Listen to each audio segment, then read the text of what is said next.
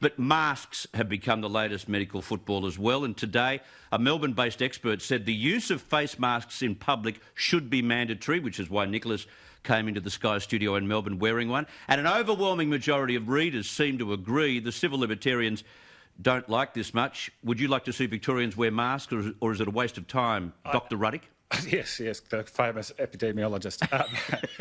Look, I believe that we are a fundamentally free country. Now, I suspect... Oh, you're not like one of these people from Florida, from Palm Beach, screaming, going, how dare you take that away from my life? Well, look, I suspect, even if you're somebody who doesn't follow the news much, I think you probably know there's a bit of a COVID situation on, right? So I think you can wear the mask if you want to. Now, that report said that, oh, look, our online poll says 83% of whatever it is people agree with us.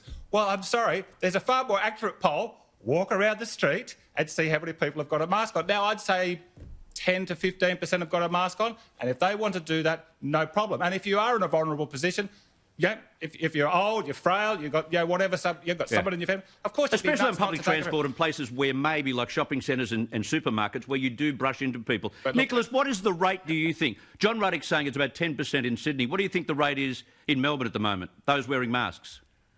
Look, it's certainly jumped enormously this week. So I'd say around the central city, it's probably running at 50+%. It's really very marked jump. But look, I've got to pick up John on a point there. I mean, this is not a debate about civil liberties and political freedoms. This is what the medical and scientific evidence tells us. And the data's now in. The Lancet, the world-leading medical journal, has done a meta-analysis of all the reports in this area, and it says masks make a difference. Okay, now, Nick, the same expert class. Particularly when we've now got an issue with community transmission, the government has changed its position and said we should wear masks. So we should follow the doctors' orders on this. I mean, next John's going to be telling us that we should be free to say no to getting immunised. Let's bring back smallpox. Okay, give him a return serve. Give him a return serve.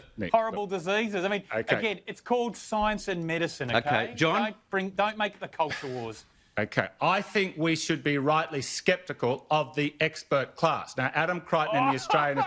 Well, we should be. Oh, no. We should be. Well, hang on, hear me out, Nick. It's not just laughable. This is dangerous now. No. Okay. Well, let's just focus on one little fact, Chris, as the impartial judge here. Adam Crichton in the Australian about 2 months ago revealed some very important data, and that was when our amazing National Cabinet decided to bring in the lockdown, they said that if we didn't lock down, we would have 60,000 Australians per day in ICU.